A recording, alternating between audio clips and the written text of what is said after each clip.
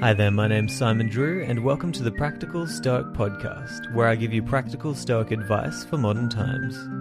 You can support the show by going to patreon.com/Simon Drew. I also do one-on-one mindset coaching, and you can book in your first free consultation by going to risetothegoodlife.com/coaching. On Facebook, you can join my group, the Practical Stoic Mastermind. But for now, enjoy this episode. Hi there, my name's Simon Drew, and welcome to the Practical Stoic Podcast. One of the most important lessons that we can learn from Stoic philosophy is how to correctly value everything that we think, feel, perceive, see, and experience in life. Most people just accept that whatever they're feeling or thinking is right and reasonable. But Stoicism teaches us to step back and to thoughtfully analyze the situation, and then to make a sound judgment on the value of what we're thinking and feeling. I'll give you an example, one that I've used before.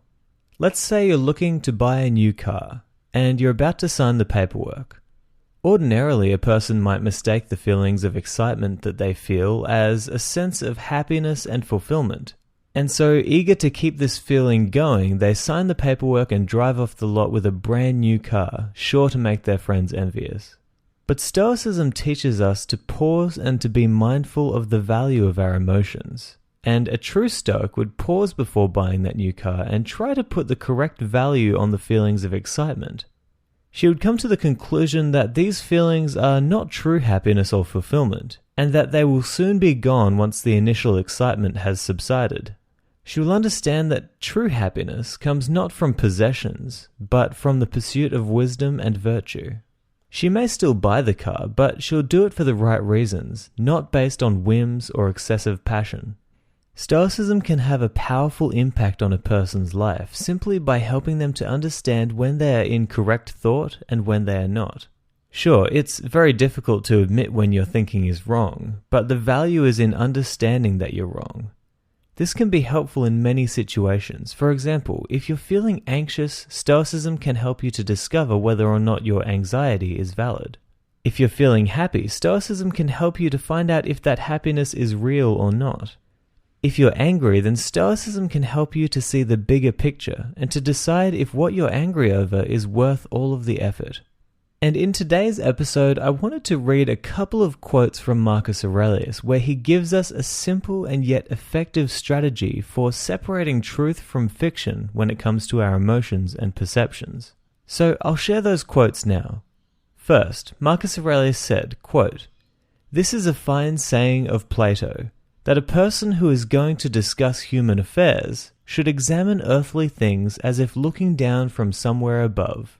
Groups of men, armies, tilled fields, marriages, divorces, births, deaths, the noise of law courts, the deserts, the patchwork of foreign peoples, festivals, mournings, markets, the whole mixture and the orderly arrangement of opposites."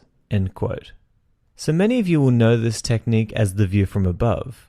I've talked about this with guests on my podcast a few times, and I know that many of you will already use this. But for those of you who don't know much about this technique, here's how to do it. Every time you feel angry or anxious or worried, or even any time you feel extremely excited about a new purchase or possession that you'll have, take a moment to ground yourself by picturing the world from above. Look at all of the ocean and the land and the tiny dots that are cities and get a feeling for just how small we all are. In fact, some people have said that if you look at a city from above the earth, it can sometimes look like a mold on the planet. Do this exercise for as long as it takes for you to understand just how small and insignificant we all are. And there is a very good purpose for this exercise, and I'll let Marcus Aurelius start the explanation. He said, quote, "If being suddenly lifted up in mid-air you should examine human affairs and their variety from above, you will look down upon them, and however often you are lifted up, you will see the same things, the same kind, their short duration, vanity on account of these things." End quote. I'd like to emphasize that last sentence, vanity on account of these things.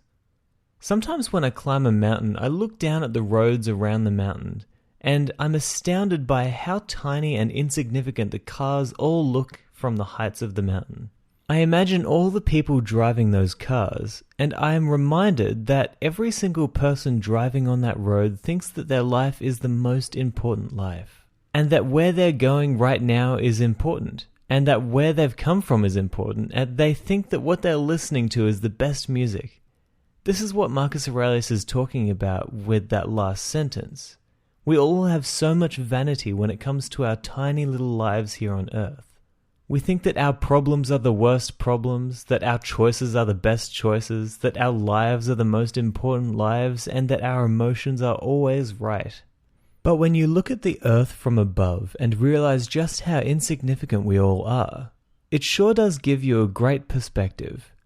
Maybe if you do this exercise, you won't get so angry that Starbucks messed up your coffee order. Maybe if you do this exercise, you won't get so worried about what other people think of you. Perhaps if you picture yourself above the world, you understand that what one person has is just as insignificant as what another person has in the big picture. And so to expect your happiness and fulfillment to come from the pursuit of possessions is extremely risky. The view from above exercise gives us the opportunity to step back and understand the truth about what matters and what doesn't. And I'd like to make a note here because some of you may think that it's kind of sad to force ourselves into understanding how small and insignificant we are. But just because you are only a tiny dot on this earth doesn't mean that what you do isn't important. Even ants and bacteria have amazing purposes on this earth, and if they didn't exist, then things would change drastically. You do have a purpose, and your life can have a meaning. But through Stoicism and the view from above, we can come to understand where our efforts and energy should flow, and where they should not. This exercise is not meant to depress you, but rather it is meant to humble you, to teach you about what is important and what is not, and to help you to become a more effective and grounded human being. So next time you're angry, or the next time you're scared or anxious, try this exercise and see if it helps. I'm sure that it will. I'll talk to you in the next episode, but until then, I hope that this episode has helped you on your rise to the good life. Ciao. Thank you so much for listening to this episode of the Practical Stoic Podcast. I hope it's been valuable for you. And if you'd like to support the show, then you can go to patreon.com/Simon Drew. If you'd like to try mindset coaching with me, then you can book your first free consultation by going to risetothegoodlife.com/coaching. To join the community, just go to Facebook and search for the Practical Stoic Mastermind. The links to all of these places are included in the show notes, but for now, this is Simon Drew signing out.